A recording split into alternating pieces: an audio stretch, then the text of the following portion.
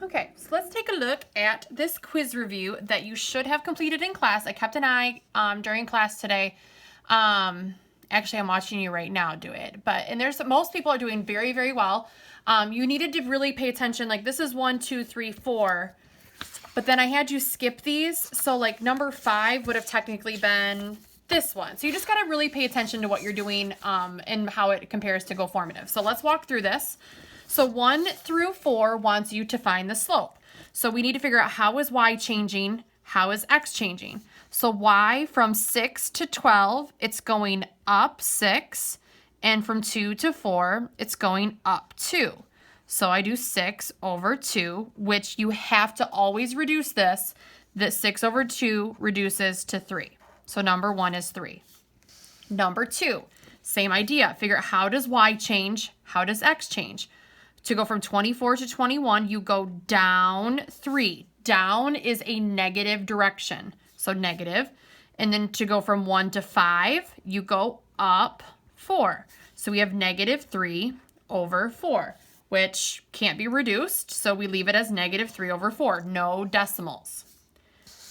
Number 3, now we have a graph. So this graph is a little bit difficult. You have to find 2 good points. Good points are where your line is crossing kind of one of these corners.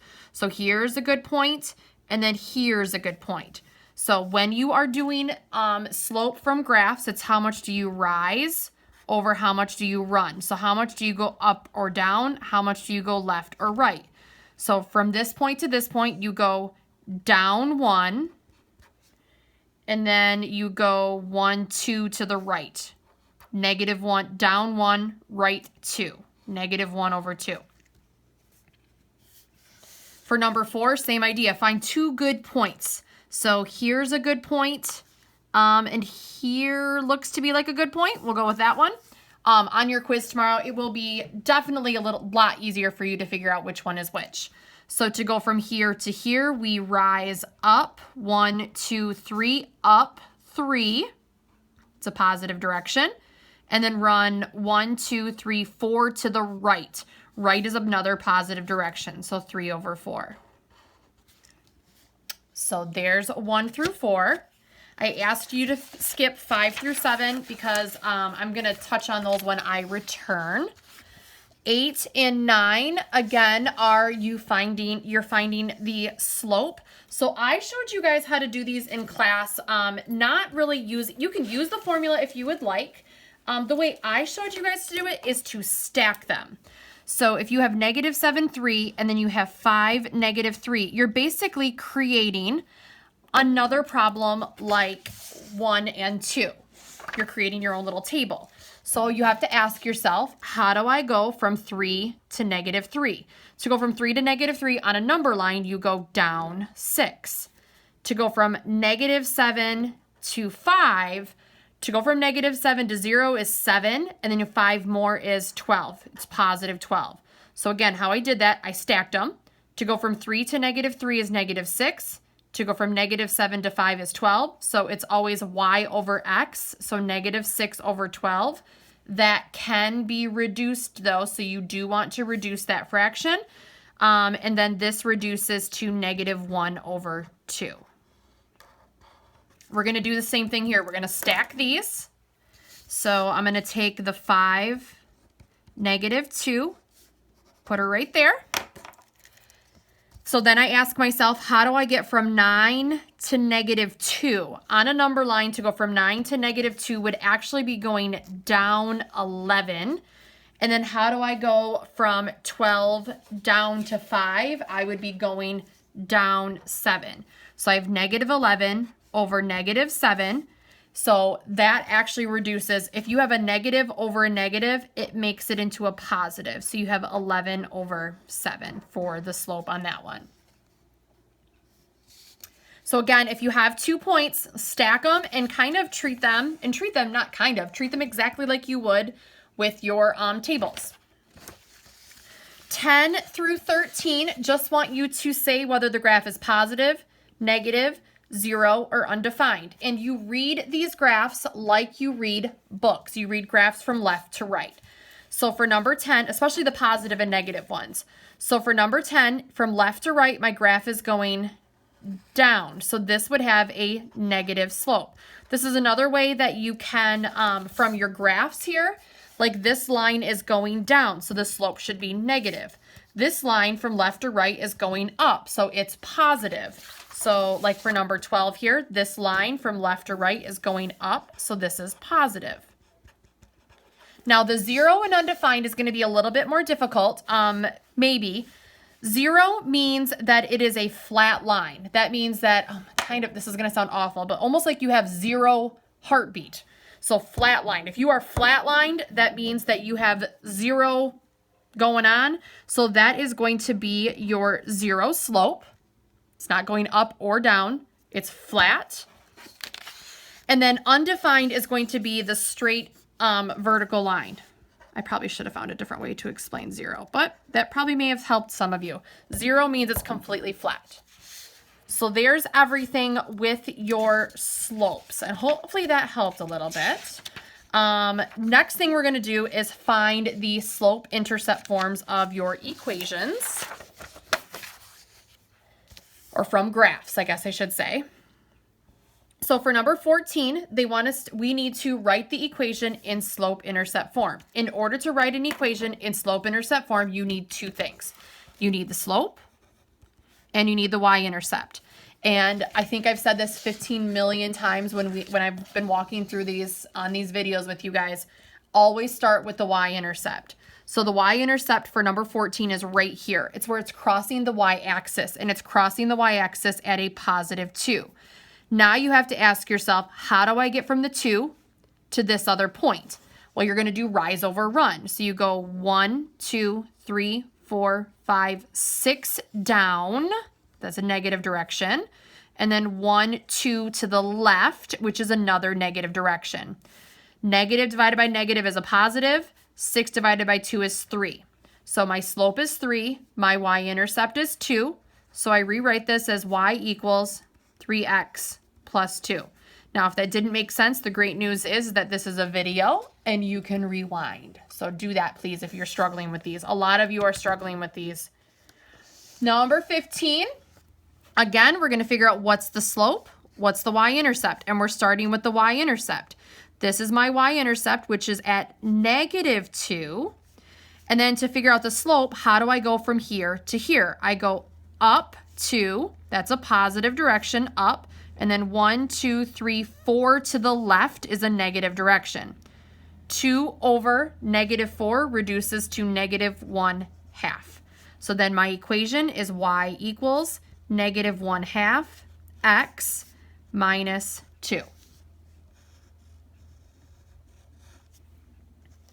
And then the last one, number 16, again, you are writing this in slope-intercept form, so you need to find the slope, find the y-intercept.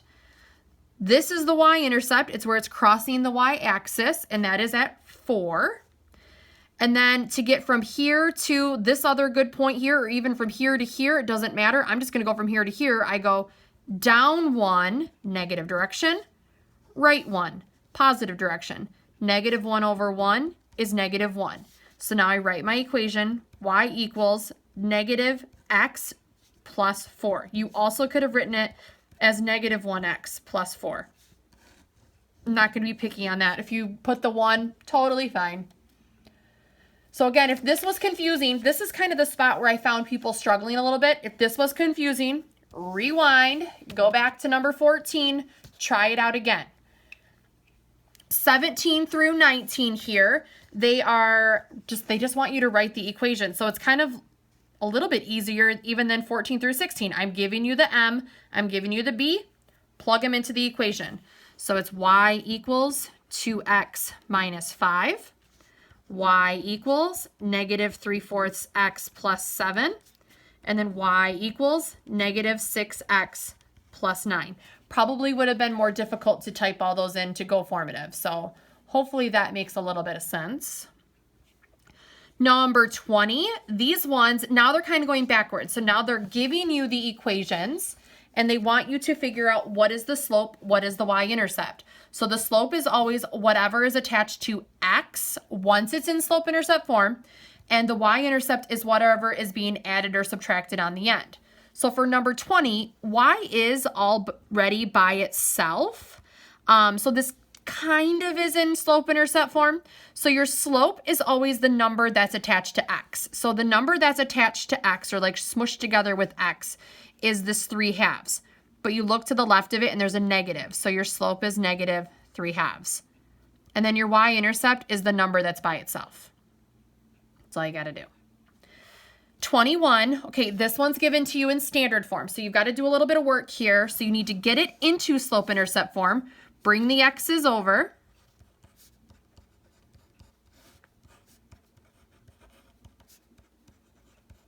We did this last week a lot, 2 full days of it. So you bring the x's over and then you divide everything by whatever is in front of y. So now I have y equals negative divided by negative, makes it a positive, 5/2 x, positive 12 divided by negative 2 is negative 6. So that means that the 5/2 here, that is my m, and the negative 6, that is my b. That is my y-intercept. I'm running out of room, so I'm getting a little bit lazy there. This is my slope. This is my y-intercept. And for 22, we're going to do kind of the same idea. It's not in slope-intercept form yet, so we have to get it into slope-intercept form. Bring your x's over.